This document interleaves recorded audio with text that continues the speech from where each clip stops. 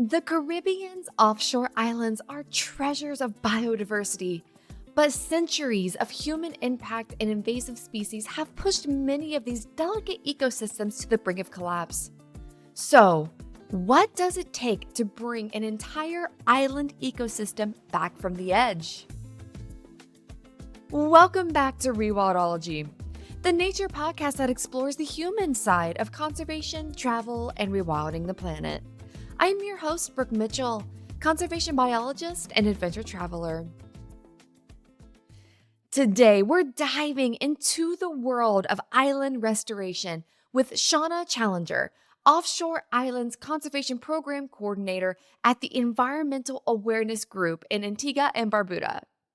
In this conversation, Shanna and I explore the fascinating world of island rewilding, from the dramatic transformation of Redonda to the complex challenges of working with inhabited islands. We discuss how EAG tackles everything from invasive species to marine ecosystem protection, the organization's remarkable successes, the areas of rewilding they're currently tackling, and what they hope to accomplish in the future. By the end of this conversation, you'll have a firm grasp on what it takes to rewild, keep wild, and protect Caribbean islands. Before we dive in, if you're loving what you're hearing, hit that subscribe button, leave a rating and review, and share this episode with your wildlife-loving friends. Every listen helps spread these vital conversations and the good conservation word. One last note before I let you all go. While this show has never been for kids, I wanted to give parents a heads up that this episode gets a little spicy. We'll just say spicy. Shanna and I bring up some adult references that you probably don't want to explain to a little one. So just fair warning. It's awesome, but fair warning. All right, that is enough for me. Let's journey into the incredible world of Caribbean island restoration with Shanna Challenger and discover how EAG is working to secure a future for these precious island ecosystems. Oh, we're going to have so much fun, Shanna. We're already Definitely. laughing with our morning coffee, both of us. We're hours and hours apart, but we're already, I feel like I'm there with you in your gorgeous Airbnb right now. So thanks for spending your morning with me. I know we're going to have so much fun getting into all of your incredible work in the Caribbean. So I have to ask, because all of our stories and our journeys are all so different, and how we get to what we're doing, they couldn't be more different half the time. So why did you decide to dedicate your career to island conservation and restoration? So growing up in the Caribbean, islands, the ecosystems that we have, they're like a part of us as a people. So for example, Antigua and Barbuda, we have 365 beaches, one for every day of the year. Shameless tourism plug there. But, in our culture, we go to the beach all of the time. The mangroves, we pass them every day. Everything that we do, of course, the food we eat, the fruits we see, the birds that we see, everything is connected to us. And so as an island gal, we, of course, are really accustomed and really intertwined really closely with our environment. And so when I grew up, I was always kind of around animals. My grandmother, she kept ducks and geese and chickens and all of that, and I would have to be feeding them every morning. And mind you, we lived in the middle of town in Barbados, and so we really had no business having all those animals in that area, but I was always around them. I remember one of the times, one of the cats, she gave birth to her kittens, and I was bawling. I'm like, oh my gosh, life is so beautiful.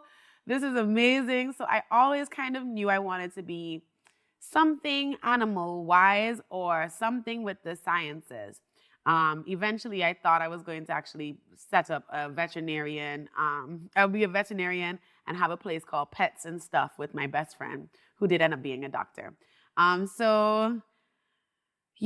I got into secondary school in the Caribbean, our curriculum means that you, in ninth grade, you make your decision on whether you're going to be doing sciences or business subjects. You know, the biggest decision of your life, literally, When you're so young. you're like 14 deciding your life path, right? And it was, of course, the way that the timetable happened, those classes will be happening exactly the same time.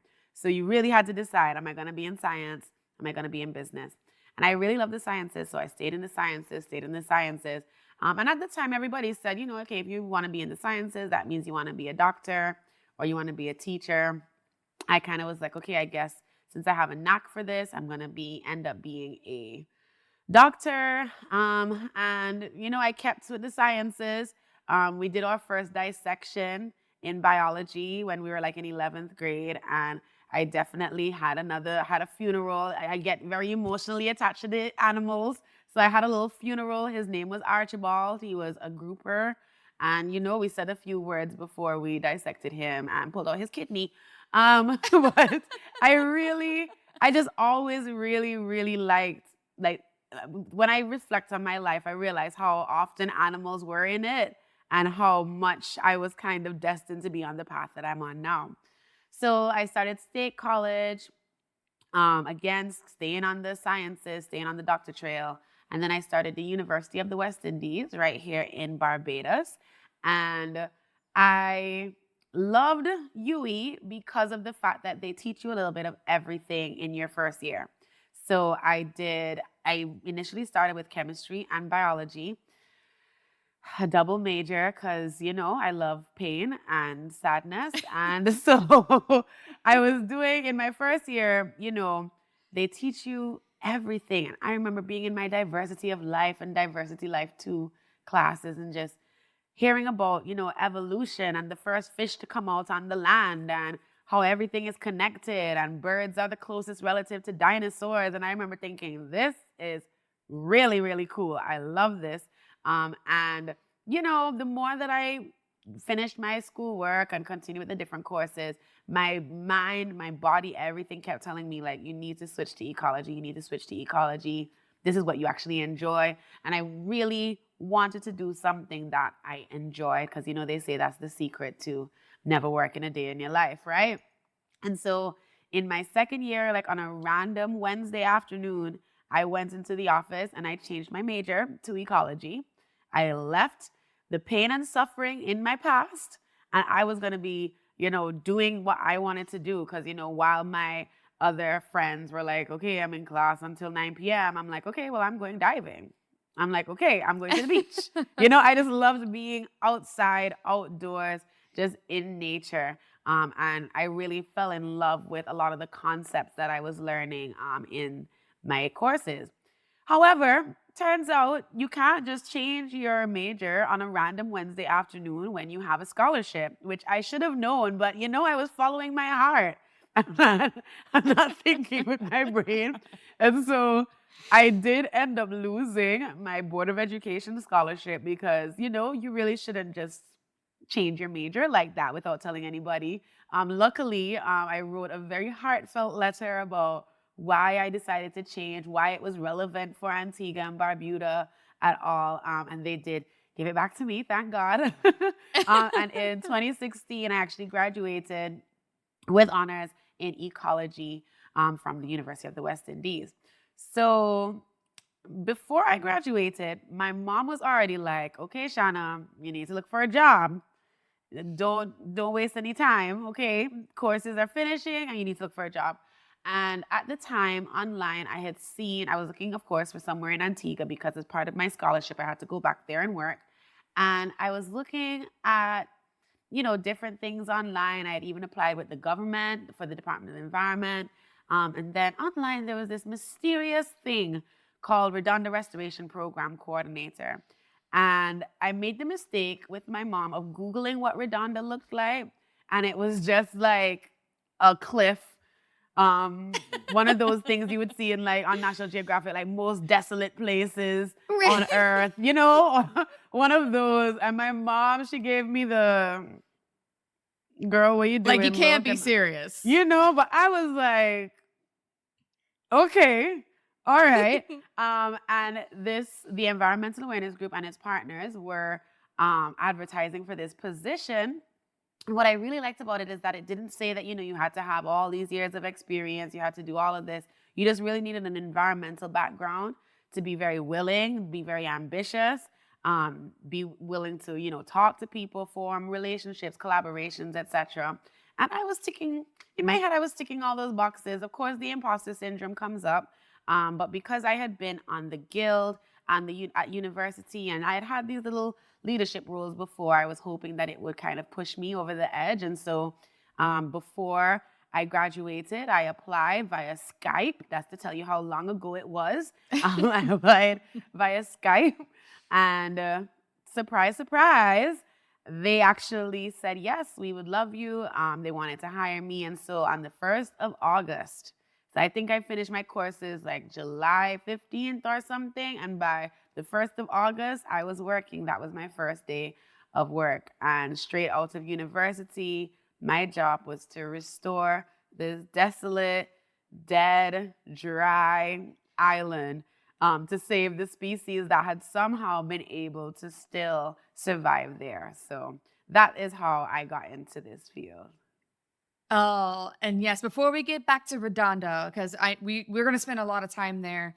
Because that story is absolutely incredible, and it's very rare that we have the opportunity to talk to somebody who did the groundwork. So we will definitely get there. But could you maybe give us a little bit of a history lesson? So for those of us that maybe have not been to the Caribbean, don't exactly know much about what these islands have faced, what are some of the biggest conservation issues or threats that the islands have faced, the ecology, biodiversity, all that kind of stuff? Yeah, so maybe set the stage for why your work is so important, why EAG's work is so important. Yes.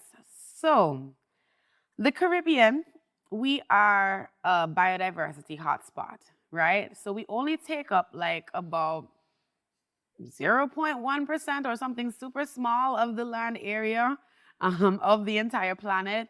But yet still within that area, we have extremely high levels of endemism, meaning species that can be found nowhere else in the planet but there. You have to come to the Caribbean to be able to see them. And so these species, they've been able to, of course, they've been there for long enough that they have adapted and evolved into their very own unique species. And in the Caribbean, despite all of this endemism, we've also lost about 65% of our reptiles, 70% of our birds. Like there's been a high numbers of loss in the area. Of course, most of this has been contributed to invasive mammalian predators. So if we go back to slavery times, yes, I know everybody says everything is connected to slavery, but it really does start there. When the islands were being colonized, of course, rats were able to stow away, and mice in these small little areas on the slave ships. And one of the things that happened, of course, once they got here is that they would decimate all of the cash crops, so sugar, cotton, all of that. And so someone had the bright idea, based on what they had seen in India and stuff, let's bring some mongooses over to deal with the rats, since they're natural predators over there. It must work over here. So I believe the first set of mongooses were introduced into Jamaica. And from that, it kind of like, oh, they're doing it. Let us do it. Let us do it. And so you had these mongooses that are diurnal, meaning that they come out in the day. You have these rats that are nocturnal, which come out in the night. And so they never ended up actually meeting up with each other to be able to cancel each other out. And instead, they decided, hey, let's tag team and gang up on all of the native wildlife that is there. So in Antigua, for example, we used to have boas, we had owls, we had parrots, we had parakeets. All of those wiped out and are now extinct because of the pressure from these predators. We also, of course, had the cane toad. There's several species that have either hitchhiked or been intentionally introduced into the Caribbean that have ended up causing severe issues. Another big one we have to deal with is the giant African snail, which is really affecting our crops and agriculture in the Caribbean. A really big one, especially now I'm here in Barbados for vacation, the green monkey. Very big issue in the Caribbean, especially here in Barbados, and in St. Kitts and in Antigua. Sadly, we have a herd of maybe 100 or so that have been identified. And again, with monkeys, they will not only eat the fruits, they're also going to eat the bird eggs. They'll eat chicken. They'll eat anything, right? And so, sadly, in the Caribbean, there's usually it's usually more laid back or responsive as opposed to proactive approach, where it's like, okay, let's wait until this is causing a big issue to start to intervene. And of course, as scientists, we know by the time you do that, it's like too late. The population is already established and, everything is gone to pot. So the invasives is one big one that like started everything getting bad. Of course, habitat loss is another big one. Everybody in the Caribbean wants their beachfront hotel, right? Everybody wants their beachfront development. And that means that the mangroves, the ecosystems that are around the coast, they are going to be negatively impacted because of this demand for these developments. So in Antigua, for example, we've lost about 70% of the mangroves that we used to have. Our mangroves used to take up 11% of the country. Now that is down significantly to maybe 6 or 5%. So it's a continuous thing that is happening. I know some of the Caribbean countries, they hardly have any mangroves anymore because by the time they realize, hey, these ecosystems are really important for like defending us against storms, for habitat for birds and fish. By the time they realize all of that, they'd already cut them down. And mangroves are like notoriously picky. They don't just grow anywhere. They have to have like a specific salinity, specific sunlight, specific sediment. Like they're very fussy. And so even if you want to replant them, it's not like 100% success rate at all. So those are the big two. Like I said, the habitat loss and the invasive mammalian predators. Of course, climate change, as we all know, is a big one. This year has been breaking all of the records for hurricanes and storms. I think I just saw there's another one, Patty. Like we are getting to the point where even the alphabet, the names that we have, we're almost to the end. So for us in the Caribbean, of course, we have nowhere to go when these storms hit. And I think sometimes the bigger countries take that for granted. For example, when Milton hit the US, people were able to evacuate and leave Florida if they wanted to. When we are here in the Caribbean and the storms hit, all we can do is hunker down. That's it, And so there is that kind of thing of like, okay, as these storms get stronger, where are we going to go? What are we going to do? Who's going to take us? Like, it's the point where in my lifetime, we're probably going to end up being climate refugees, right? Which country is going to accept all the Caribbean people that are going to be displaced? And so for us underwater, of course, we're seeing 86, 87 degrees. So our corals are dying. We recently had an urchin die off this year as well. Even some of the wildlife, because of the droughts, or snakes or lizards, they're being affected, or birds, of course. And so I would say those three are probably like the biggest ones. And again, this last one, which I think is another reason that contributes to these, is an apathy towards some of our ecosystems. Again, like mangroves especially, they're kind of seen as just like, okay, there's mosquitoes there, there's sandflies, they're kind of stinky. They get a bit of a bad rep. And so people end up, of course, illegally dumping and cutting them down for whatever. And so there is kind of that lack of appreciation for these ecosystems still to this day. And that's why a lot of my work actually goes into raising awareness about them and getting people to really value nature and our ecosystems here in the Caribbean. Wow, you're facing a lot. Yes. it is a lot. Yeah, it is. That's why sometimes I'm surprised we're not all alcoholics for everything we have to deal with and trying to accomplish and keep our heads straight and just not get overly emotional about things. But one thing that I love about your story is you have done the work. Like you have things, you could put your hat on. Like this was a success. Like I rewilded these islands. So let's go to Redonda and your first big project and rewilding it. So how did you go about rewilding this island? You had just graduated with an ecology degree, ready to go. But this is like your first big project. I mean, I can only imagine being in your shoes. I would have been so scared. So, what were the major issues that Redonda specifically faced? And then how did you go about addressing them and fixing them? Yeah, no problem. So yes, Redonda is actually the third island of Antigua and Barbuda. So let's start off with a little bit of history. So there's Antigua, Barbuda, and then there's Redonda, which we call like the forgotten sister. Because even when I was growing up, like you would hear about Redonda, but you wouldn't really know if it was really a thing or just something people used to talk about. I've even heard about the fact that there were goats over there. Then I heard that there were rats over there. Then I heard they were like half human, half goats over there. Like there was a lot of lore surrounding Redonda.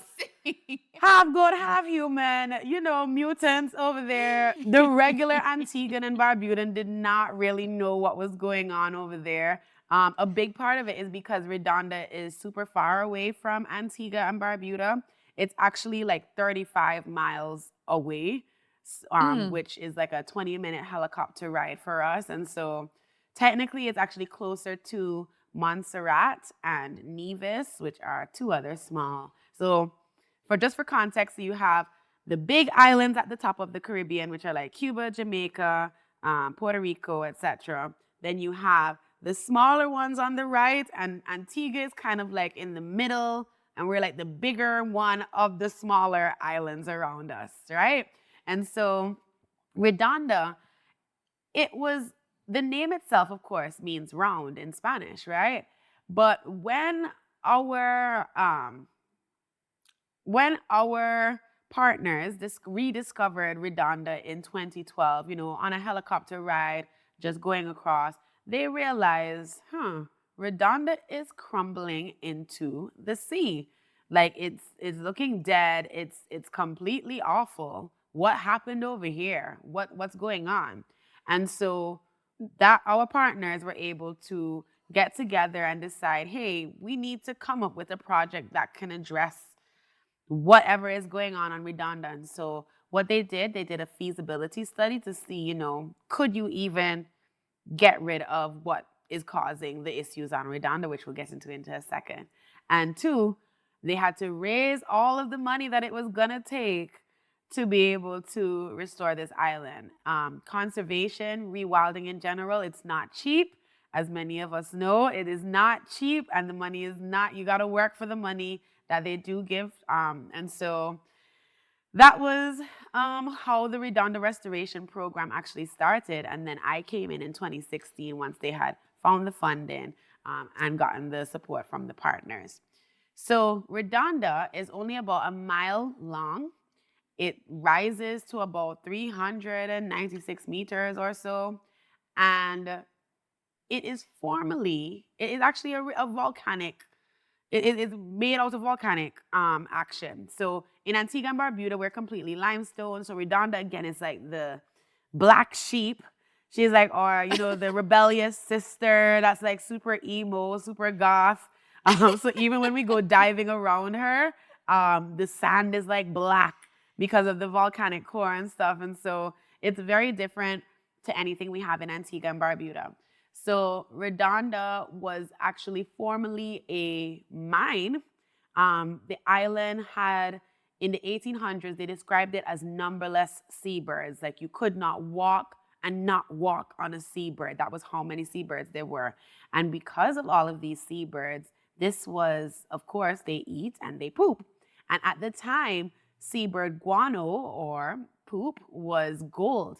And it was actually used as an ammunition in the World War. So people were getting sadly blown up with bird poop from Redonda, which I think is That's just crazy. crazy how things are connected. But so people were using it for ammunition. It was also used as fertilizer as well. And this American mining company, it actually employed a bunch of Montserratians and British persons who lived, about 100 of them lived on Redonda during that mining period. And the mining, of course, is very extractive, right? And so they did kind of change the topography of Redonda quite significantly to be able to get the guano. They also had built like a tram line, and actually you can see the remnants of the line on Redonda to this day. The island, it has really, really steep cliffs, so they had even put together like a pulley so that they were able to get up from the ships. So on this island, while they're there, I should also say there's ruins that are still there to this day of how they lived. And so there's ovens, there's like a area where a blacksmith was, there's the basement of the manager's house, which has a chimney. I don't know why you would need a chimney in the Caribbean, because it doesn't get that cold. But we've also heard that there was a grand piano over there at one time, because they needed entertainment. That was their iPod of the day. Sorry to whoever had to hoist a freaking grand piano up Redonda. Sorry to them and their back, but of course they had to have entertainment, right? So you can see a lot of those ruins. And there is a thought, so there's two thoughts about what exactly happened and how the invasive mammals were introduced to Redonda. So one, with the rats, like I said, rats can stow away in really tiny places. A fun fact. Oh, I should say, by the end of this podcast, the persons listening are going to be rat experts, okay? Rat experts. So just know that you're going to find out a lot of fun facts about rats that you did not know. So a black rat specifically, I'm talking about Rattus rattus, they are able to swim for about an hour before they get tired. And when I tell this in Antigua, they're always shocked, because even though we're island people, a lot of Antiguans can't swim. So to find out that a rat is capable of swimming better than them is always a big shock. But yeah, rats can swim for about an hour before they get tired, and not just like pitter-pattering on the surface. They can dive, all of that. And so when the boats were passing, we think, of course, and docking, of course, a rat sniffed all of that birdie goodness and said, oh, my meal is over there. I got to get over there. Climbed over on the ropes or swam over and got established on the island. And then when it comes to the goats, there was also a herd of about 50 goats that we found on the island. And we're in between two places with where these goats were introduced. So one, they could have come with the miners who just, left them there when they're leaving. Of course, they're not going to run over the cliff to try and catch a goat to take it with them. But also when Christopher Columbus was sailing, and him and the other sailors, sometimes they would leave livestock on uninhabited islands just in case they got shipwrecked or anything like that, and they needed food. And so, they intentionally, again, introduced like pigs, goats, sheep, etc. So they would have some meat kind, as we would call it in Antigua, or protein, if they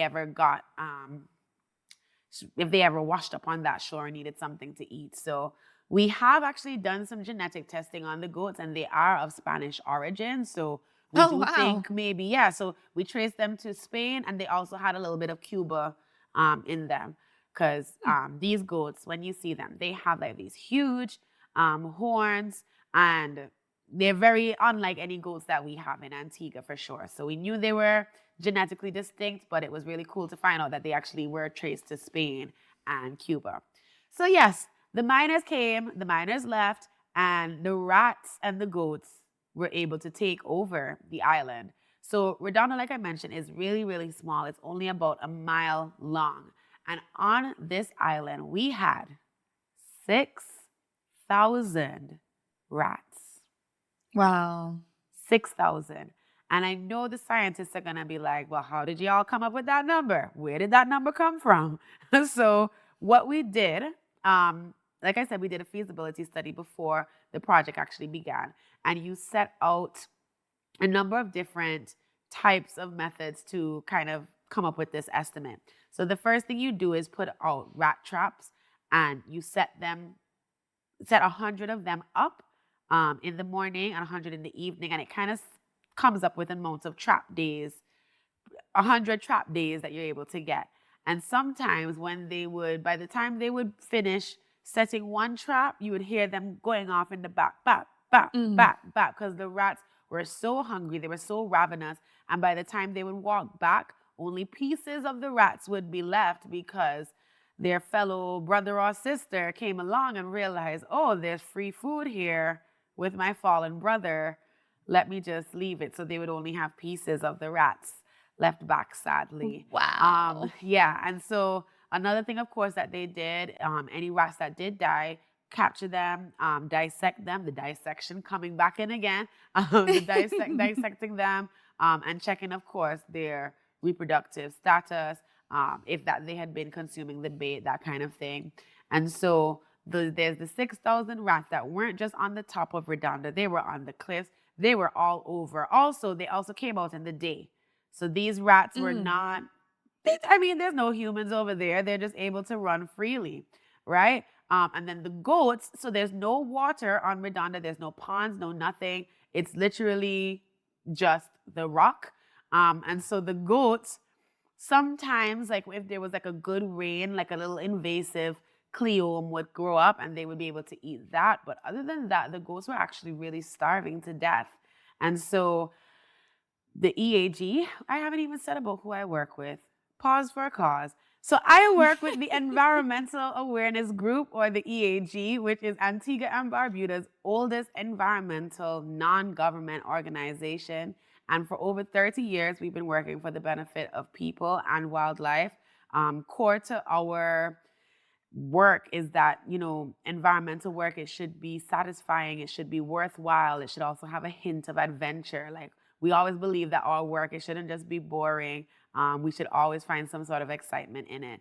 And so the EAG, as the oldest environmental NGO, was, of course, a major partner and the major implementer of this project, with support from Fauna and Flora, the British Mountaineering Council, and several other partners who we will list in the description so that I don't forget anybody. So yes, we had the rats, like I said, and we had the goats that were basically dying out. And we realized that we couldn't just leave Redonda as it was. Something that I haven't mentioned is that somehow on this desolate island that had no trees, had no nothing but goats and rats, there was still wildlife thriving there. And this is the fact that they were still able to thrive over there is always what blows my mind. Because not only did we have seabirds, so Redonda actually has 1% of the global population of brown boobies, and brown boobies, the bird, not the other brown boobies. And so we have 1%. I get that one a lot. So sure you do. So we'll put them up on the screen so that we can see, they can see what we're talking about. But we have 1% of the global population of brown boobies. We also have red-footed boobies breeding over there, and mass boobies. Our national bird, the magnificent frigate bird, can also be found over there, as well as red-billed tropic birds. You can tell I'm very into birds just from how I'm talking. But we also, on this island, Brooke, somehow were able to have not one, not two, but 3 critically endangered endemic reptiles that can be found nowhere else on the planet except for Redonda. So we have the Redonda ground dragon, who it's completely black. Cool. It sparkles in the sun. It gives very Edward Cullen in Twilight. Very, very like sparkly in the sun. Beautiful vibes. I know I'm beautiful. And then they have these little blue flecks on their tummy. And these ground dragons, of course, because it's volcanic in nature, like I said, they're black. And the other species we have is the Redonda anole, or the Redonda tree lizard. And you can imagine what it's like being a tree lizard on an island that ain't got no damn trees. So the tree lizards, we actually ended up calling them the rock lizards, because you would just kind of see them hopping from rock to rock. I actually felt the worst for them, because at least the ground lizards, you have your habitat. Me as a tree lizard, because on Redonda at the time, there were literally 2 trees. One at the south end, one at the north end. That was all that had been able to survive. Wow. That was all that we had been able to survive. And so we felt really bad for the tree lizards. And they're pretty cool as well. The males have like a hump on their back and a bright yellow eye. The females, sadly, she's a little bit more drab than the male. But they, and we'll talk about how they're doing now in a bit, but they always stuck out to me because, wow, y'all really have no habitat. And then thirdly, we have a species that is so new to science that it still doesn't even have a scientific name. And that's the Redonda pygmy gecko, which was discovered in 2009, actually. Oh, It's wow. Spherodactylus, the species. And so, yeah, it's still undergoing genetic testing so that it can get its full scientific name. But those are the 3 species of lizards that are unique to Redonda that had somehow been able to persevere despite the pressures of the rats, despite the pressures of the goats, and were able to be found on this island. And so the EAG has done a lot of island restoration work since 1995. And when it came to this island, of course, this was like the hardest thing we had ever done. And of course, by my luck, I was the one who was going to be leading this hard effort. But my last name is Challenger. And so I was ready for the challenge. And the EAG, we wanted to see, like, could we replicate our previous rewilding work? Could we restore this island from nothing into something? And I remember when I saw Redonda for the first time, I was like, well, on the plus side, I can't make this possibly worse. Like, this is the only way that we can go is up. I was like, even if it doesn't happen right now, nothing can be worse than this. Right. So either way, I'm having a positive outcome. And that was what I kind of told myself the first time I saw Redonda and what it looked like. So yeah, that was how we started in 2016. And the first thing we had to do was get rid of the goats. And so as conservationists, if an invasive is causing an issue, we remove it, we eradicate it. But in the Caribbean, okay, y'all are going to be rat experts and Caribbean experts. So in the Caribbean, we are very goat sensitive people. We eat a lot of goat. So you will have like a curry goat, you'll have like stewed goat, you'll have a goat roti. You just have goat in anything. Actually, one of our national dishes in Antigua is actually goat water, which sounds unappetizing, but is actually quite delicious. It's like a thick, hearty stew made out of goat meat that we dip bread into and stuff. And so the government of Antigua and Barbuda, when this Redonda project was presented to them, they literally said, if y'all kill any of those goats, we're not supporting you. So the cost of the project went up significantly because we had to now relocate the goats to Antigua. It's an extraction mission now. Yeah, it's got, because it would have just been a few guns and be finished. But now we have to catch the goats, bring them over. How are we going to do that? So in 2012, they had gotten what's his position called? They had gotten an expert to do a goat relocation operational manual. And there were so many things in this manual, Brooke. And I was actually quite excited when I was reading it. I'm not going to lie. Because again, I'm seeing all these concepts I learned in school demonstrated and in real life. So one of the things I remember thinking about that was cool, they had a concept for like a Judas goat. So you would tag one goat and then send him, and he would betray the herd like Judas did with Jesus, and let us know where he was, where the rest of them were. But the method that we ended up going with was to create this oasis on Redonda, which I thought sounded so good. I'm like, yes, this is gonna be like an oasis in the desert. So we made a goat corral basically, and we put shade in there. We put water in there. They had a nice little trough. We had food in there. I'm looking at this place like, okay, it's giving like the Hilton 5-star. I felt very pleased with our little oasis. I was like, yeah, if I was a goat, this is exactly where I would want to be. And to get with the corral, we had spare gates that would allow the goats to push and come in, but would not allow them to get out. So that was how we were going to think.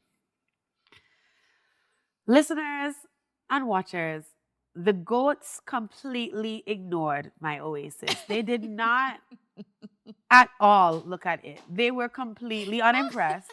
They didn't even come anywhere near it. In fact, I think they were actively avoiding my oasis. And I felt very heartbroken because I was so pleased with what we had been able to do, because we had worked along with the veterinary and livestock division, and it was really nice. Okay, so my project starts in August, and from September to December, we catch 0 goats. 0. Not.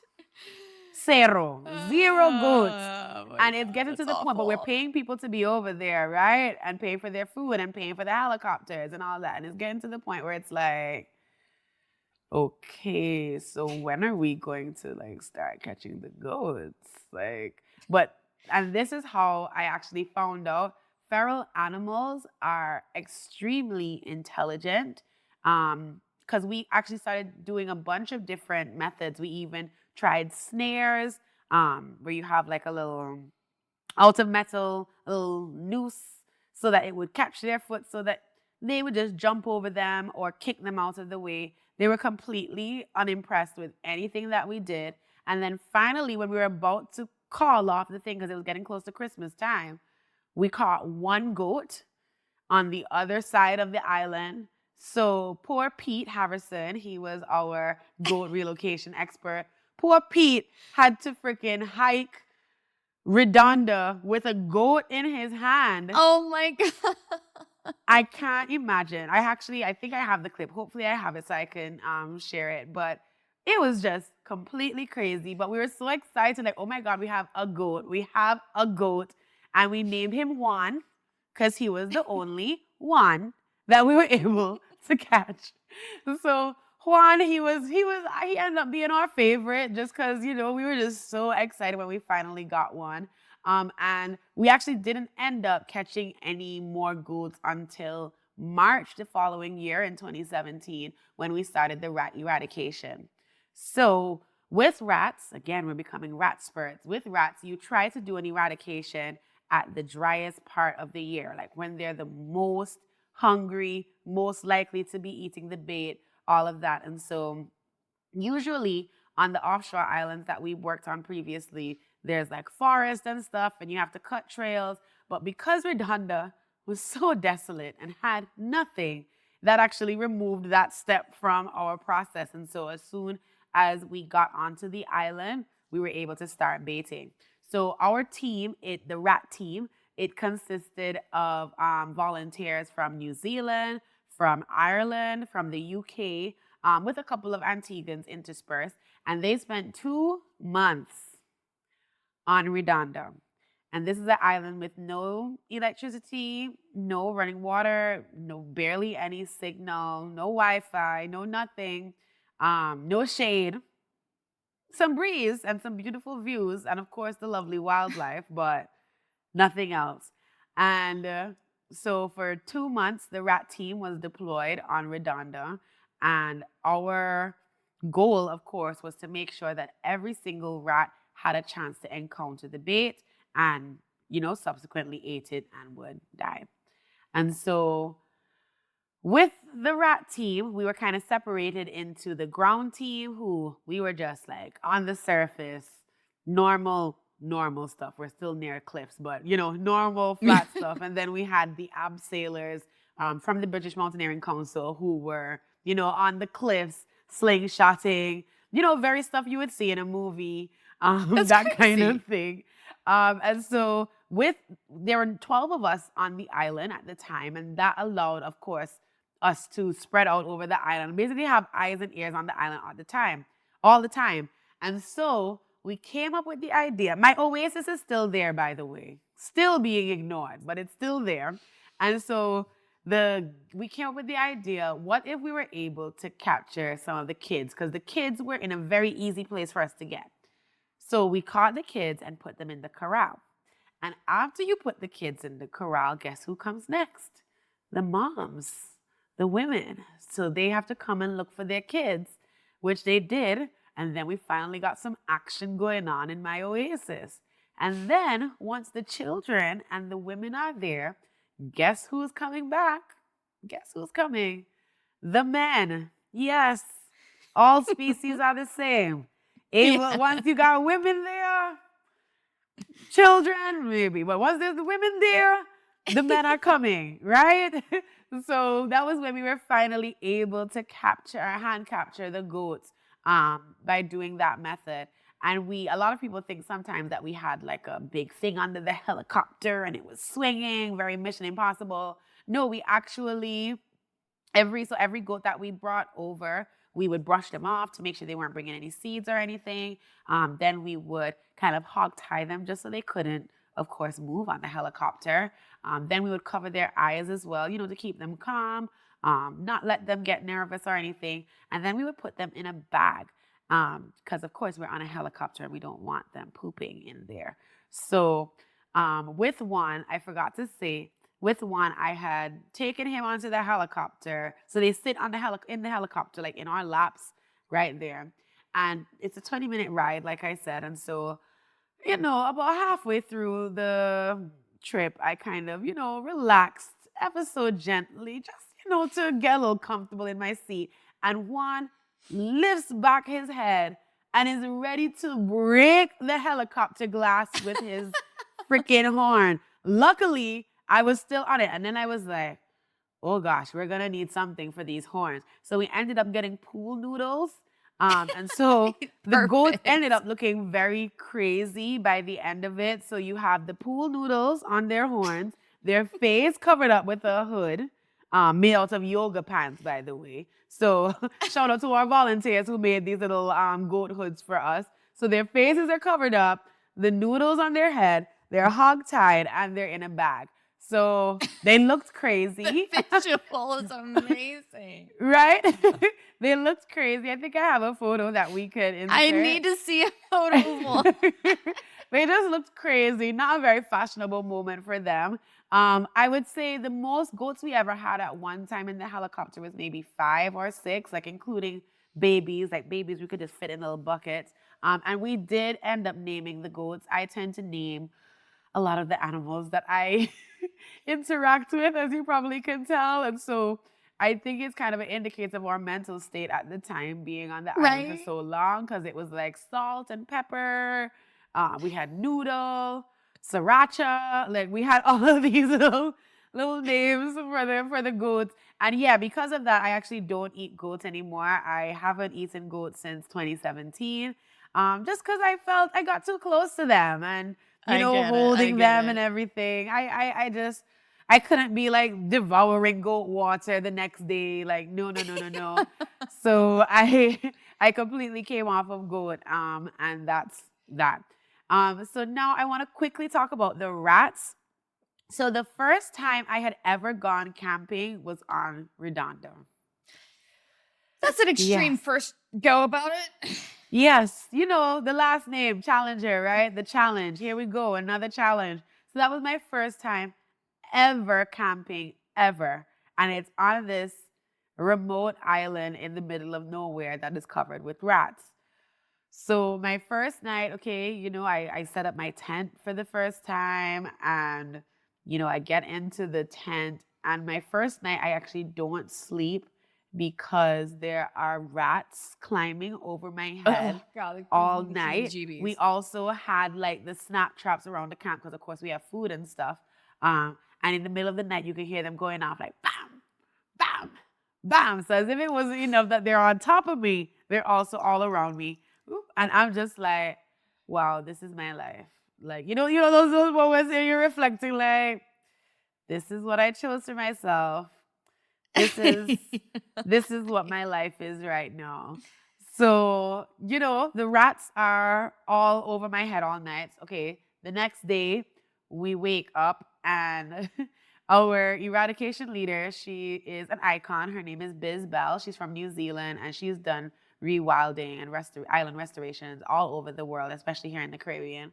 And she's like, well, guys, this morning we need to make sure that everybody is able to get down to the base of the island just in case the helicopter is not able to land, in case Montserrat's volcano blew up, or just in case of emergency. So, Brooke, on my second day, day 2, so day 1, rats crawling over my head all night. Day 2, climbing down the side of Redonda. Oh my gosh.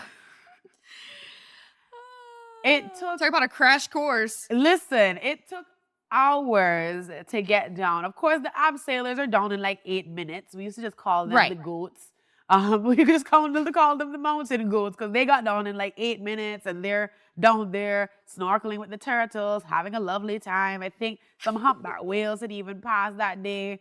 Meanwhile, the rest of us, the ground team, we're like inching, because of course, the issue with Redonda at that time and why the rats and goats were so good, rats, of course, will eat anything, right? So they would attack the birds, attack the lizards, attack the seeds, anything they'll eat. And goats, unlike sheep or cattle, they rip out from the root. So there's no roots to help stabilize the soil. So everything was just literally falling into the sea. So even the coral reefs around the island were being negatively impacted as well. So we have, while we're coming down the island, like your foot is giving away, your hand is giving away, everything is loose. You're looking down, and I'm thinking to myself, if my mother was able to see what the hell I'm doing right now, she would probably pass out. I feel like I'm about to pass out myself. I just couldn't believe like I'm here on this cliff. When I got down to the bottom and I was able to swim with the turtles, it was quite nice. But then like we were there for like maybe an hour and it was like, well, guys, we're going to have to go back up now because it's going to take some time. I'm like, right. I have to climb back up again. But that was an experience. When I got up, as I'm walking back to camp, something interesting, or is this interesting? Something catches my eye. So like I mentioned, we have all of these nesting seabirds on the island. And I remember specifically it was a masked booby. And the brown boobies are a little bit more flighty. Like as soon as you get close to them, they're gonna leave. But the masked boobies, they're like, that's my kid. I ain't leaving her. I'm gonna stick beside her. They will stay and stay and stay on the nest. And so I see out of the glimmer of my eye, I realize there's a booby. And then I see a rat. Again, they come out in the middle of the day. And I realize it's 2 rats. And one of the rats, I realize they're working together. And one of the rats goes in front of the mom, masked booby, and starts to distract her. So she's like, of course, moving forward, like, hey, leave me alone. Don't do this, don't do that. Meanwhile, the other ones, I'm calling the rats Bunny and Clyde. So meanwhile, Clyde in the back is rolling one of the eggs out from underneath the mom. And I'm looking at this like, am I actually seeing this? So Bonnie is still in the front, distraction. Clyde has rolled the egg out. And not only has he rolled it out, he's now rolled it down the hill till it hit into another rock and cracked. I'm like, oh, these rats are smart. These rats are really intelligent. And they're even more intelligent. So once the rock, and clearly they had done it before because it hit it exactly at the angle that it would crack.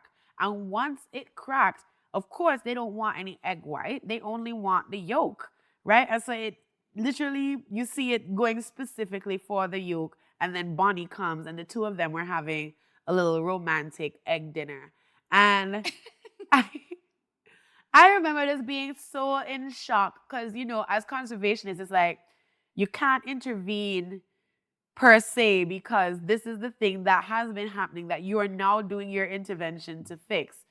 And it was just so crazy to me to see feral animals working in unison like that. Feral animals coming up knowing the fact that, hey, you distract and I roll.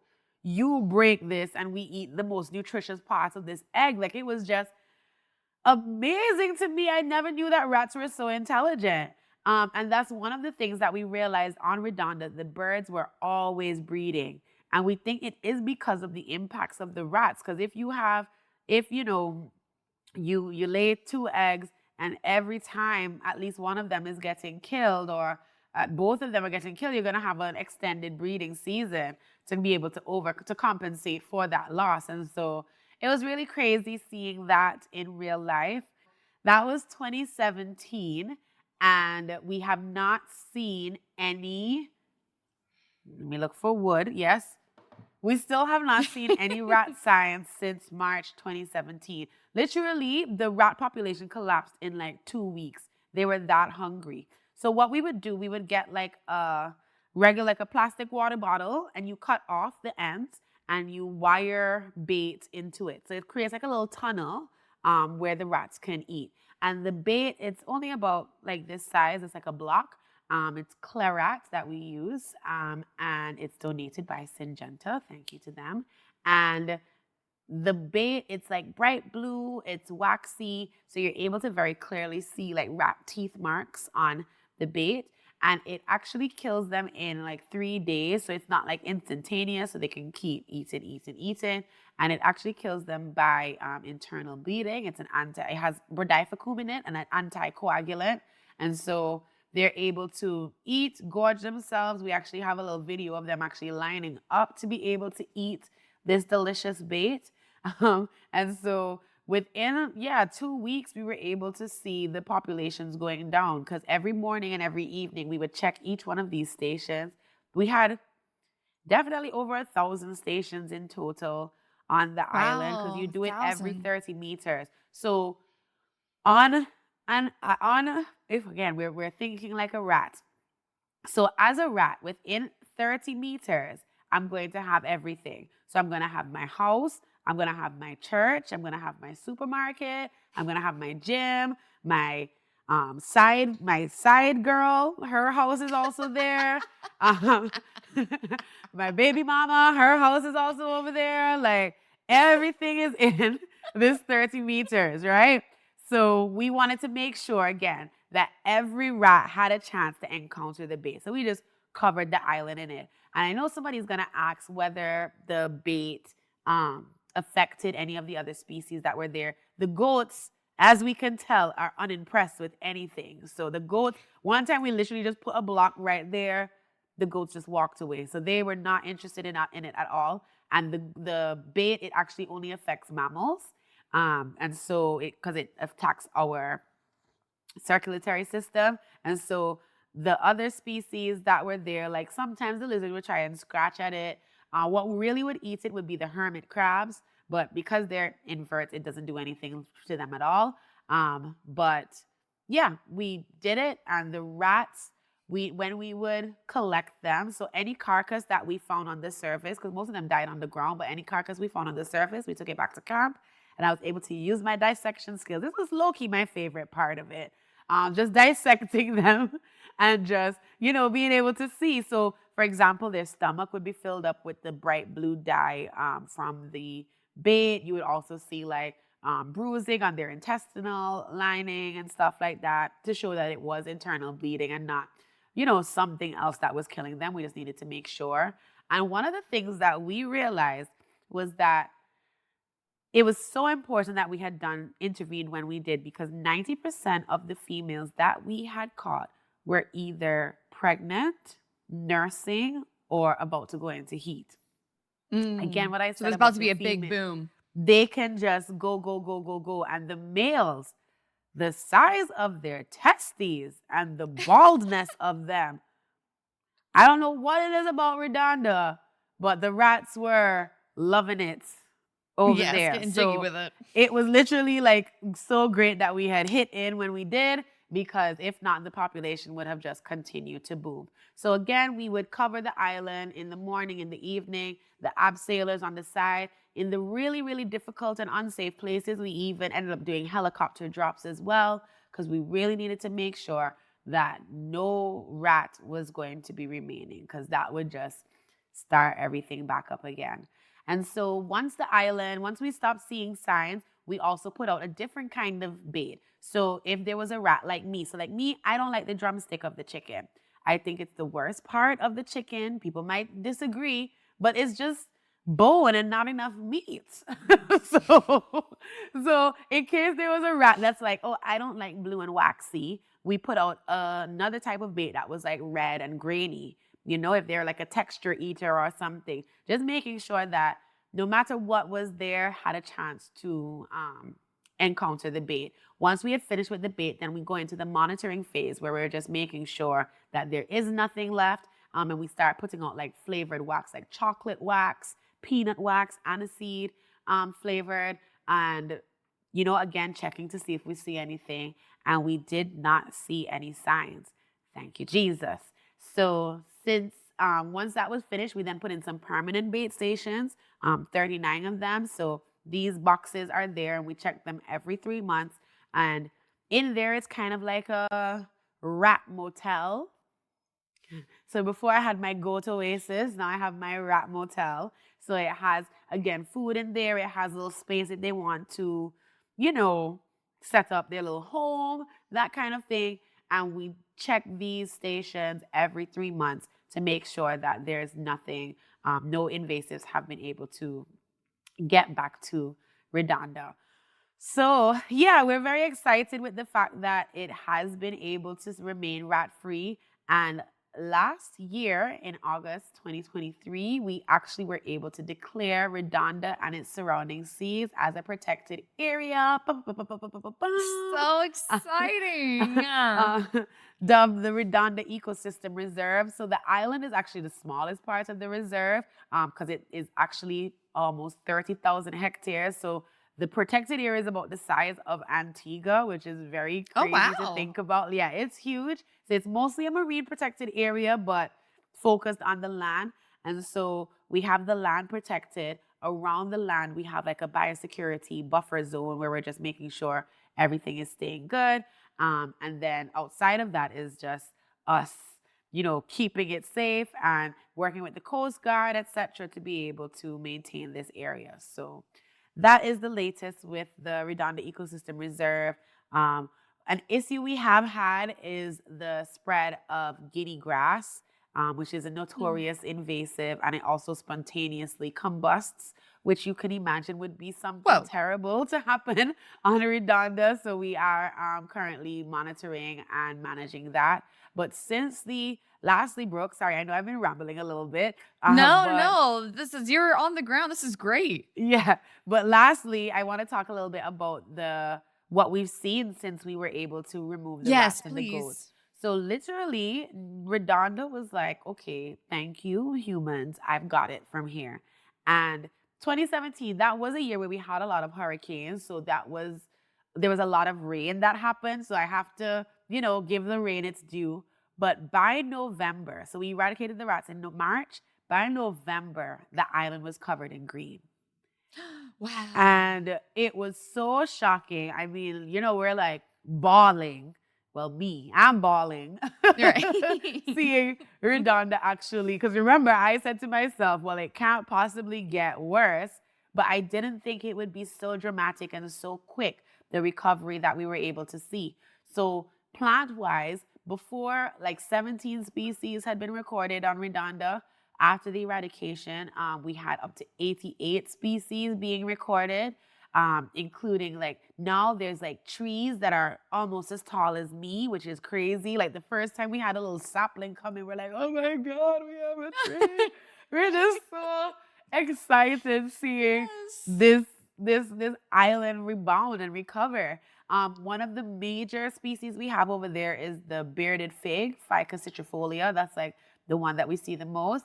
But we're seeing other species of ficus coming up. Of course, we have a lot of cacti. Oh, I didn't even mention this on Redonda as well. What had been able to survive was the jumping cacti. Have you heard of the jumping cacti, Brooke? No. Okay, so this lovely cactus, it's an Opuntia species.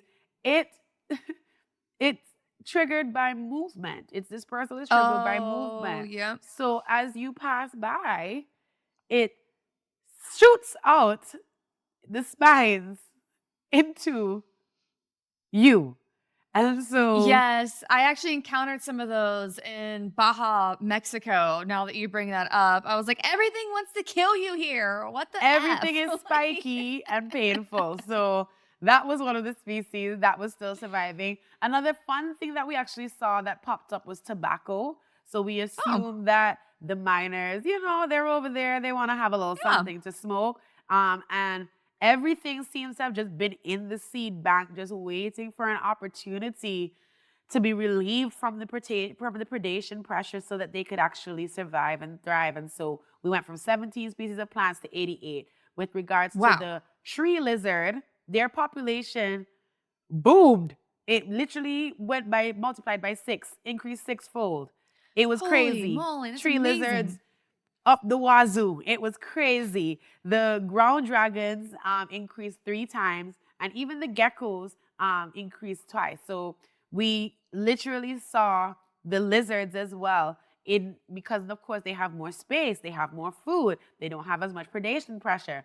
They were able to increase. And actually, I ended up doing my dissertation on the vegetation-mediated recovery of these lizards in response to the removal of the invasive mammals. So it was really cool to literally see everything rebound. Bird-wise, the frigate birds and the red-footed boobies, who are the tree nesting species, of course, their range has expanded since they now have multiple trees to choose from. So we don't all have to be cropped up here. We can all spread out. And what has really been encouraging to me has been the natural recolonization with land birds. So we have a peregrine falcon pair that comes religiously every year. We've had bullfinches and banana quits and these little fruit eating birds that you would not think, a yellow warbler. We've had these birds find Redonda. I even had a green-throated carim hummingbird. I'm like, baby, what are you doing here? There's no flowers. Like, great that you found us. Welcome. But it's a little too early. So it's been so encouraging to see that the species flying by are like, okay, let me stop off on Redonda.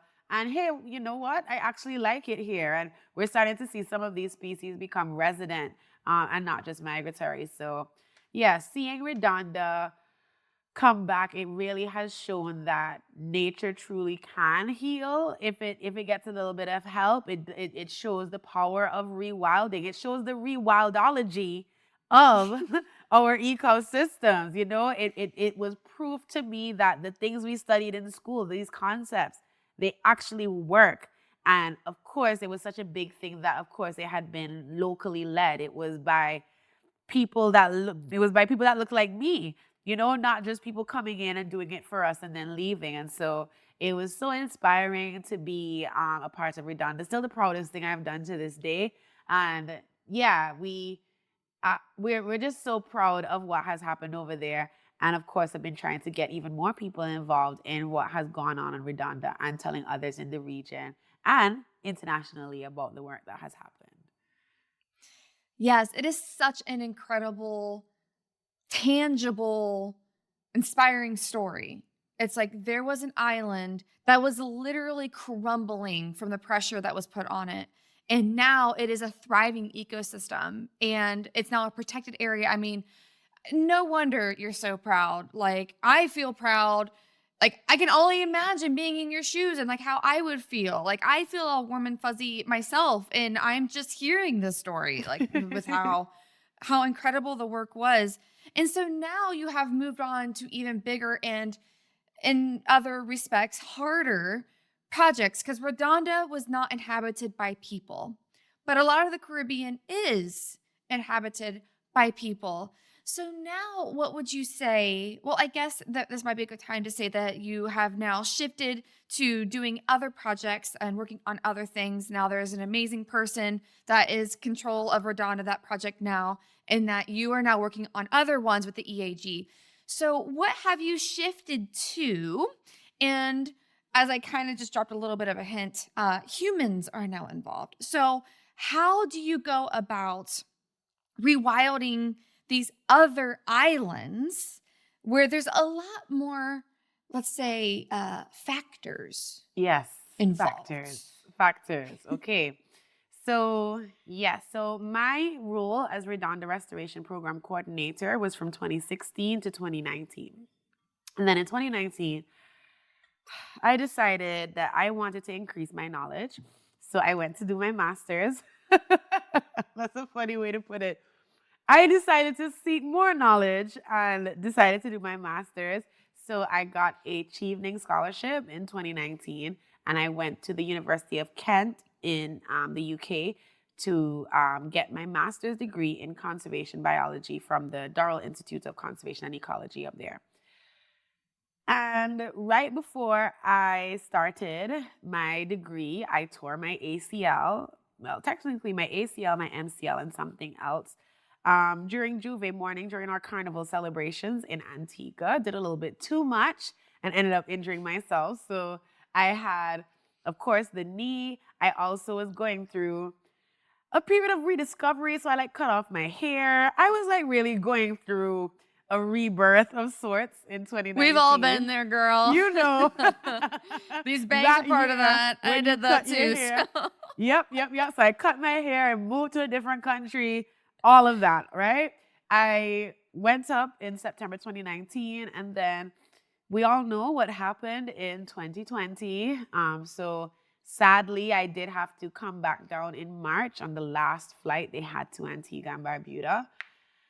And, you know, I'm very grateful that I had my Redonda data that I had been collecting from before. So I was able to use that for my dissertation because, of course, there was no field work allowed, no this, no that.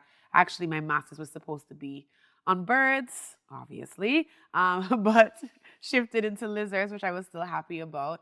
And I was able, despite, you know, having to wake up at 4 a.m. and all of that, I was able to get my master's and graduate in 2020. And I was still, you know, attached to the EAG at that time. I still planned to come back because, again, with my scholarship, I had to come back to Antigua to work anyway. And my boss at the time, she had said, Shanna, what would you think about doing some of the other islands? And I'm like, okay. Thinking about it, because I was very happy with Redonda. You know, Redonda is just birds and lizards, literally. And when I talk to the animals, they don't talk back. So, right. You know, it was a lot less people. A lot less people in inclusion. There were stakeholders, of course, but not anybody on the island that I had to deal with. But these islands that she was talking about, they're like visited by over 100,000 people a year. And so it was a very big shift from what I had done before. But again, this last name that I've been given, Challenger, I always am like, okay, here's another challenge for me to tackle. And I said yes. And so from September, I started on September 1st, 2020. And I am now the coordinator of the Offshore Islands Conservation Program with the EAG. So the OICP, it is where EAG's story really began in 1995. So again, we were just kind of a grassroots organization. And I had mentioned earlier in the interview about the fact that we had all of these species that were extirpated and no longer found. And one of those species that was thought to be extinct was the Antiguan racer snake. And so it was thought, I think it was declared extinct in 1936, and nobody had seen it, nobody had heard of it until in the 90s when a member of the forestry unit said that he thought he had seen this grass snake on one of the offshore islands. And so the EAG and our partners, did a quick survey, and they found 50 of the snakes on this island. So it's like, okay, woohoo, the snake is not extinct, but this island is overrun with rats, and if we don't do something about it, it probably could become extinct for real. And so with our partners, and especially with Dr. Jenny Daltrey, my mentor and my first boss, she actually came to the island. She actually has a worse rat story than mine. So the rats on Great Bird actually came into her tent and chewed off her watch wristband. Oh my I gosh. know. I know. I know. As if I don't know what it is with the rats in the Caribbean. Like they feel like they own the place. They're just gonna do. She literally woke up with her watch wristband chewed off. That it is was gone. Insane. It was crazy. And so she and some of the members of the EAG would have done the first eradication. It was actually the first black rat eradication in the Eastern Caribbean in 1995. And, the focus was to be able to help this snake, make sure that it does not remain exist. Because, of course, at the time, that was the rarest snake in the world.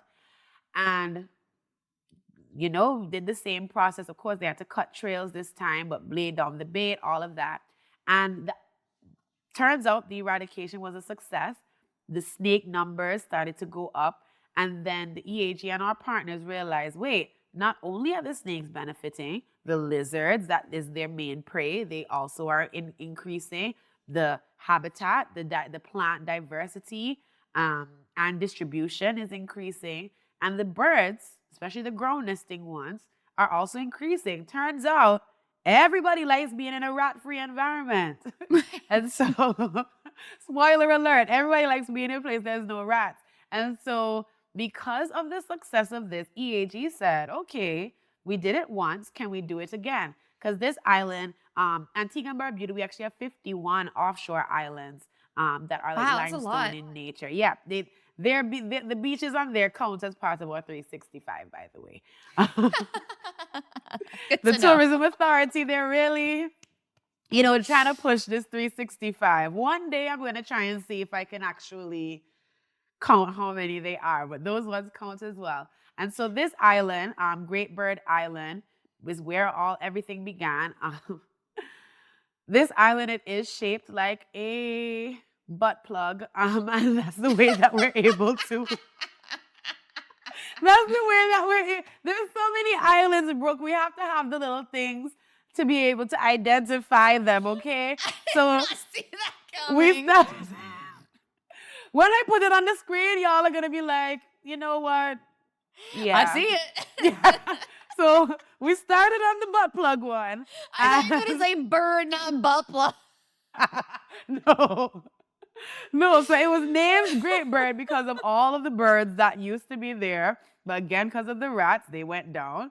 But now everything is bursting with life again. So around this butt plug island are other small islands.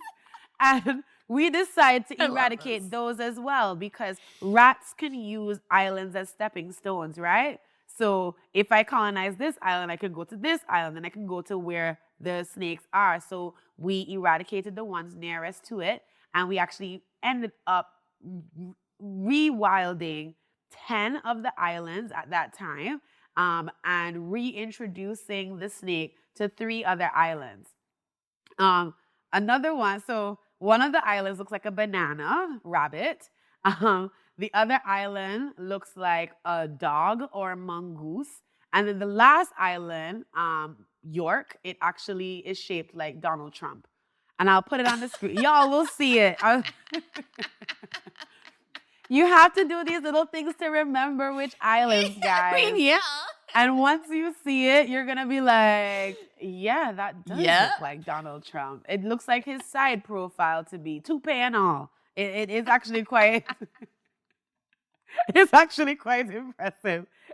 I'm going to actually pull up that one. Donald Trump. I'm pulling up that one for Brooke right now because she has to see it. I know, Okay. I'm like dying. I Are feel you like ready? this isn't a coffee chat. This is supposed to be a wine chat. Does that not Oh my look? God. Shut up. That does look like Donald Trump. Dude. No, wait, it has its chin and the nose. And the hair. And the toupee, Yeah. the hair, goes slick back hair. I told you. Now, can you show me the butt plug one? Now I gotta see the butt plug one. Yep, you have to. Okay, so let me show you the other one. So this is the one that looks like a dog or a mongoose. So you can kinda see Yeah, it has the its feet legs. Yeah, and the it's like head and up all on of all that. fours. Correct, you see it. Then the one that looks kind of like a banana is this one. You see, just kind of like a banana, regular. Yeah, you can peel that. Yep, I can see Yep, that. and then the butt plug one. Let me. There's a handle.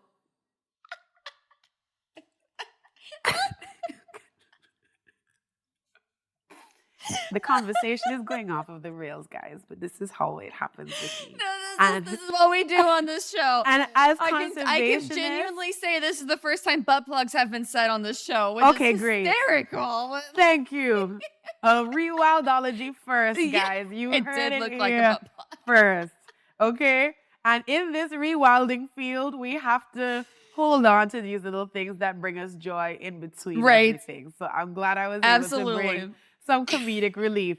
So the snakes were reintroduced to these 4 islands based on, their size, the sympatheticness of the owner. So I should also say, remember this area that I'm working in now, it falls within our country's, at the time it was the largest marine reserve. It's called the Northeast Marine Management Area.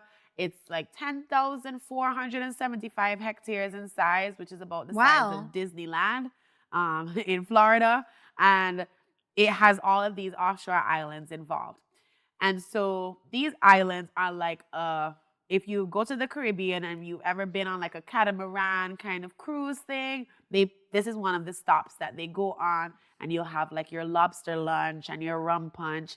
This is just turning into a tourism commercial, isn't it? Yeah. It's like I feel like I need like a Mai Tai right now. I know, I'm listening to it, and I'm like, that doesn't sound too bad for right now, for real. So, and no, pina colada, like I kind of wish I was drinking with you on a beach having this conversation. Correct. So there's, that's how these tours go, and literally you get hundreds. At this point, I think the former estimate was 100,000.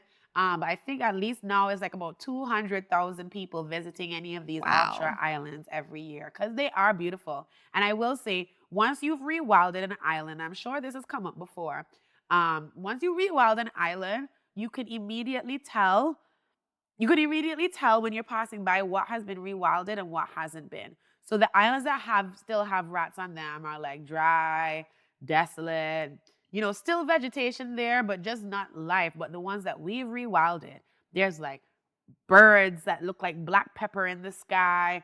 There's like turtles swimming around. Like you can immediately see this island has been restored. And so the double-edged sword of these islands being restored is the fact that they become very attractive for coastal developments. Mm-hmm. So especially since all of the islands that I mentioned are privately owned. And if you're asking yourself, but Shanna, why can somebody buy an island? That's because it's the Caribbean and people who have a lot of money can buy those kinds of things, especially when they were bought around the time that we were just getting into tourism. The government really wanted money. They sold them for like dirt cheap. And they've been in the families ever since. And so the owners of the islands have been rather sympathetic. Of course, they are allowing us to have the snakes on the islands, etc. But I would say, especially since the pandemic, I don't know if we can say pandemic. Do I need to say panini press?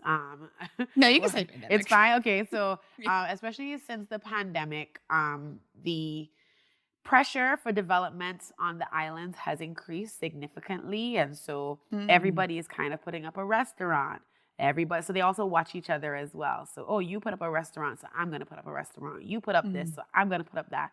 And it's getting to the point where it's very difficult for us as the EAG, because we are an NGO and we're very well respected in Antigua for being environmental advocates for our rewilding work and that kind of thing.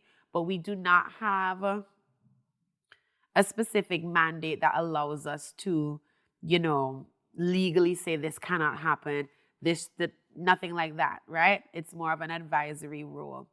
So it's getting to the point now where we're realizing there's a lot of developments on the offshore islands. We're also recognizing that the snakes are being impacted.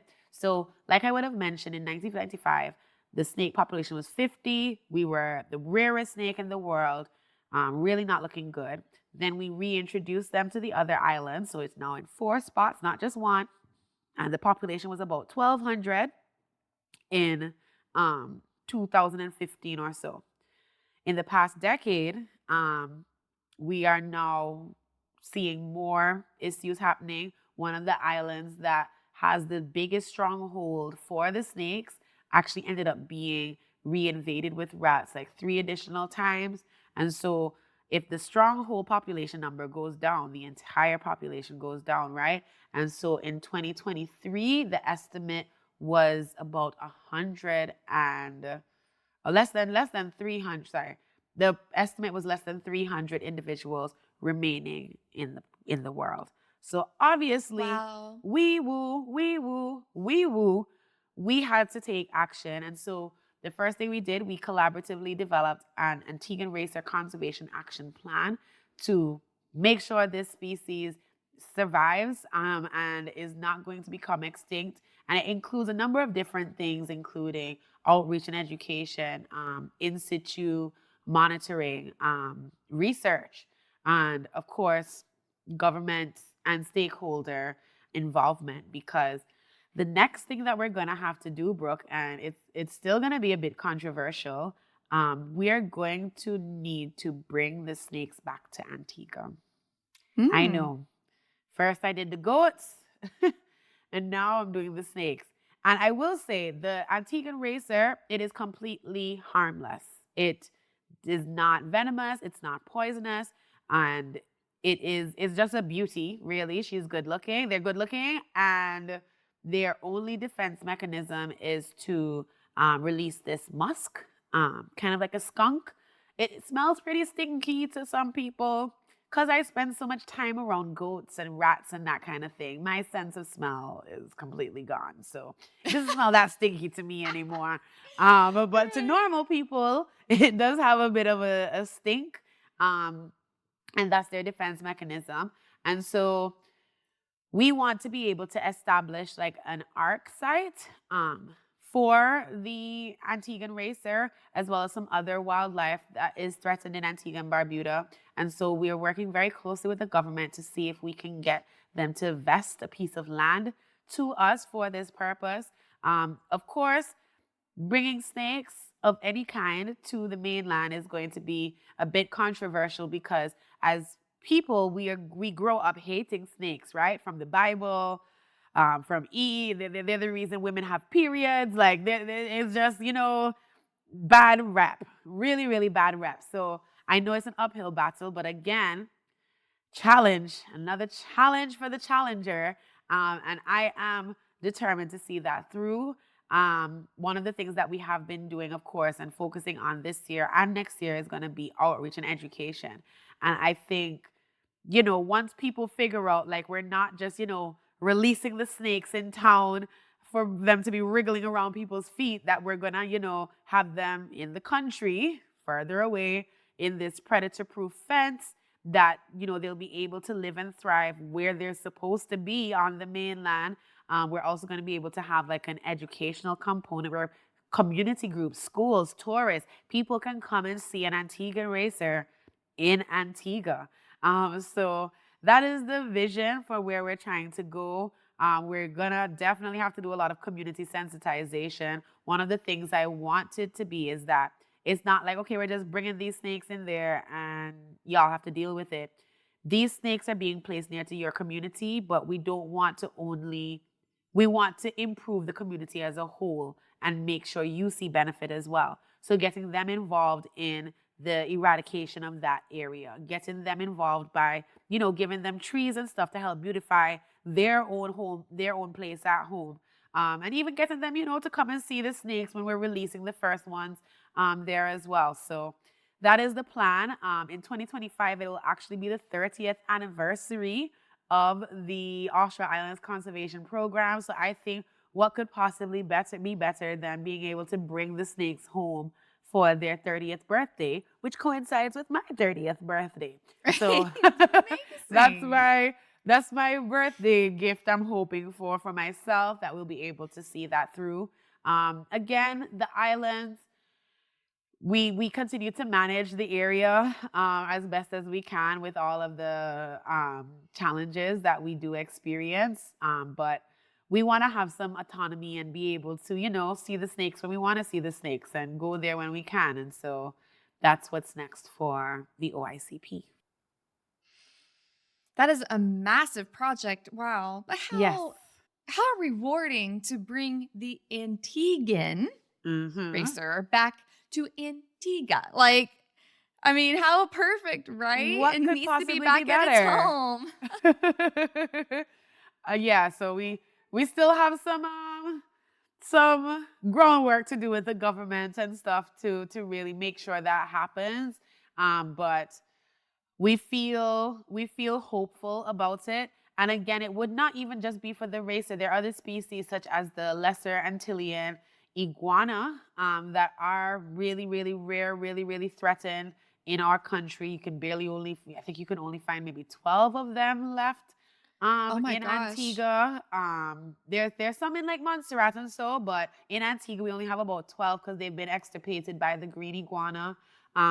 Being able to plant, of course, some native trees there as well. Our national flower, our national plant, the agave or the dagalog as we call it, we're realizing that they're dying out as well. Everything is freaking dying out, Brooke. As you know how this field can go, it can be quite depressing sometimes, but we see it as such a unique opportunity to have like this wildlife refuge right there in Antigua. And yeah, we're excited to see that it will come to fruition, hopefully, if not next year, then 2026. So as we look towards the future, I have a couple questions. So first, since the Caribbean is such a tourist destination, I mean, for people all over the world, I know it's a big one for the U.S., for Americans. I think I'm one of the few people I know that travel have not been to the Caribbean. Not that I don't want to go, I just haven't made it yet. We might have to change that. But what can we do as visitors to Antigua, to any of these other islands, if anybody's island hopping, going to Puerto Rico, Cuba, whatever it is, but also, where you are and work, how can we be better stewards, better visitors, and support this rewilding work when we are coming to islands, and in your case, specifically the Caribbean?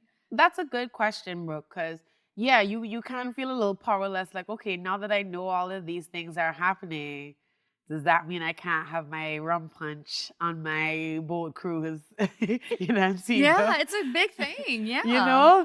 It doesn't mean that at all. I think one thing that you can do to be like more ecologically conscious as a traveler to the Caribbean is to find out about the local NGOs that are in that country.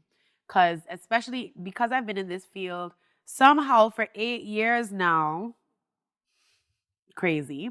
So because I've been in the field for 8 years now, I have had the opportunity to network with and work with a lot of the other people who are doing the kind of work I do in their respective islands. So I can almost guarantee that there is some kind of group in Dominica, in Montserrat, in Anguilla, in St. Lucia, in Barbados. There's definitely somebody who is doing something for the environment, and is in need of your support.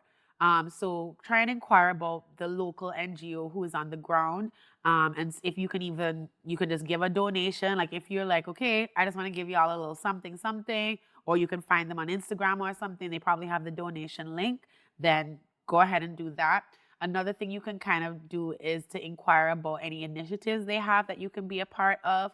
So at the EAG, of course, we offer like bird watching. We also have a sea turtle monitoring program. And so you can also come and do night patrols or early morning patrols with us as well. And I know some of the other islands, they have like nature walks, hikes, that kind of thing. And so there's definitely something that you can get involved in. And because it is with the NGO, you know that whatever you're contributing is going to go directly into continuing the conservation work. And I think that is the easiest way of making sure it actually goes right back into conservation. Because, you know, if you go to somebody else and they kind of say, okay, yeah, we're going to do this, but you don't actually know that they're going to do it, it's a bit of a unsurety there. But that is one way of making sure that your contribution is going to local conservation. I think you can also amplify the things that you found out. So, you know, as rat experts following this interview, you need to tell everybody you know about the about the rat eradication that has happened. And y'all can just Google Redonda in general. Several articles will pop up if you need any more information. Share that information. And if there's anybody who you know that is interested in rewilding or wants to learn lessons about how we did it, please reach out and tell those persons so that they can get involved and we can kind of continue this rewilding that's happening really around the world. Because the more people that recognize the power of ecosystem restoration for our planet now and into the future, the better I think things will be. I know under the global biodiversity monitoring framework right now, that is one of the targets that they talk about, restoration of ecosystems. So we just need the governments to hold themselves accountable and do what they're supposed to do, and support the people who are like me on the ground doing the work, because it's not easy work, guys. It's very difficult. It can be a very depressing field at times. But because we love the work that we do, because we want to be that difference, we do stick it out. So just, you know, following people on Instagram, following people's Facebook pages, just being in the know, like, oh, this is what they're doing in Antigua, this is what they're doing in Barbados. It can really help us on the ground. And then lastly, like if you are attached to anybody who knows some sort of skill that might be relevant to us, capacity building is like a big one for us in the region. We're always trying to, especially with the pandemic when people couldn't, you know, come into our islands to do the work, we, the ones who were there, had to do the work. And so we're really trying to build up this cadre of environmental professionals in the Caribbean who are able to do this work. So if you have some link to some university that's doing something, or some kind of startup that has some sort of ecosystem restoration aspect, then definitely reach out to see where we can collaborate. But yeah, those are the things I would say that you can do to be more ecologically conscious during your trip. Yeah, those were fantastic tips. And of course, I always love to ask. So if anybody wants to support you, get a hold of you, support the EAG, Yes. anything like that, what is the best way for people to go about that? Okay, so you can follow us on Instagram at EAG Antigua. I should also say, well, EAG, we're on Instagram, we're on X, we're on X. Yeah, we're on Twitter Facebook. X, I don't know. That's what I say. I'm like X Twitter. You know, X Twitter, whenever. The X is still not catching, but Yeah, we're also same. on YouTube. We're also on YouTube. So we have a documentary that speaks about all the work that we did with Redonda. So you can see that teaser on YouTube. We will be releasing the full documentary at some point. It's just that we're currently entering the documentary into film festivals and it can't be publicly available yet. But you can watch the teaser on it. And for myself, you can find me at Species with Shanna on Instagram or Species with Shan on X, LinkedIn. You could just type in Shanna Challenger anyway and really find me. And yeah, we are even trying to now open up so that we can do like more internship opportunities, start partnerships with universities, etc. Like these are our research priorities. And if you have a program, can we kind of fit it in together? So there's definitely opportunities. I know somebody might ask, can I visit Redonda, like for tourism? EAG, we're actually the management agency for the Redonda Ecosystem Reserve, which is the first protected area being managed via public-private partnership. So you would have to go through us if you want to go to Redonda. So you would reach out to my colleague, Janella Bradshaw. She is the coordinator for the Redonda Ecosystem Reserve. So she is over the management of the protected area, making sure everything keeps good, and that the management objectives that we're hoping to do and achieve are being completed. So you would be able to, you can also email us, eag@eagantigua.net. So if you are coming to Antigua, you want to do something, you want to come and see the butt plug island for yourself, please reach out. Please reach out, and we will definitely see what's possible so that you can come along on one of our biosecurity trips and see what it's like to be a conservationist in the Caribbean.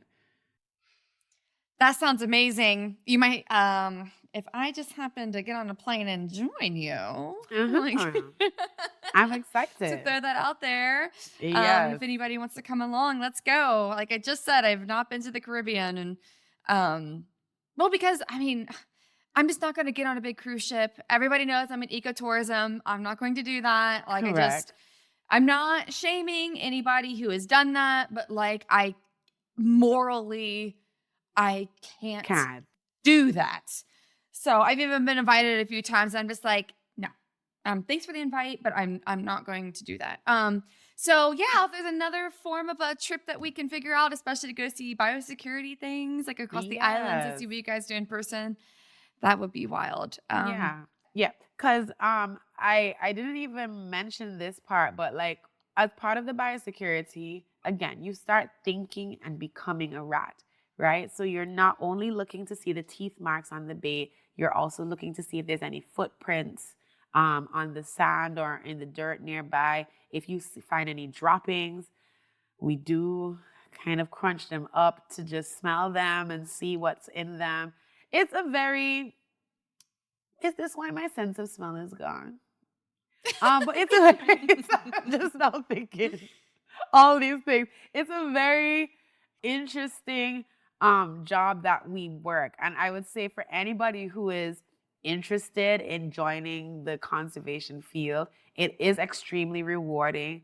Like when I see the booby chicks, living their lives and not having to worry about being eaten by Bonnie and Clyde before they could even exist. It is so rewarding seeing these islands, seeing what is possible because of rewilding and restoration efforts. It is an encouraging, and again, you don't have to be behind of a desk all of the time. Like, especially if I'm doing too much reporting stuff, I'll be like, okay, I have to schedule a field day because I have to be outside. I must be outside. But it can be extremely rewarding as a career. Women, you can be any shape, you can be any size, you can be any color. Anybody can get involved in conservation in any way. And I would challenge your listeners in your daily lives, no matter what profession you're in. Is there a way that you can kind of incorporate the environment or ecology or something into your way of life? So if you're a lawyer, can you read up on environmental law and, do something in that aspect? If you are a tour operator, can you find a way to be more eco-friendly or ecologically conscious? Like what are the different ways that you can incorporate the environment into your current offering? Because it not only seeks to benefit you, but also the next generation as well. So don't be afraid to come over to the green side. It's lovely here. It's beautiful here. Yeah. A lot of work. We all have a dark sense of humor, as I've alluded to many times on the show, and as people got to hear firsthand. And it's just a great thing. And then, of course, if anybody reaches out, I get asked quite a lot if there's opportunities for people to get more hands-on work if they just want to visit or want to try things out or anything. So yeah, everyone, let me know. I'll have all the links to the EAG and Shanna, of course, on Rewildology. So check out the show notes if you want to learn more, hear more, read more, anything. It'll all be in one place, and that'll get you to where you need to go. But Shanna, thank you so much for spending your morning with me, enjoying a cup of coffee. I will say that mine is gone. Mine is thoroughly gone. I was enjoying listening to everything with you. So again, thank you for your work. Thank you for spending, like I said, your morning with me. And I also want to give a shout out to Milo at Rewild for connecting us. Thank you so much, Milo. You knew exactly who I needed to talk to. So I will make sure that Milo gets a big virtual hug from me for introducing us. So Shanna, again, thank you for coming on. You're incredible. I cannot wait to share your story. Thank you so much, Brooke, and thank you, Milo. Again, to all of the partners and supporters that have worked on Redonda, they will all be listed in the description box below.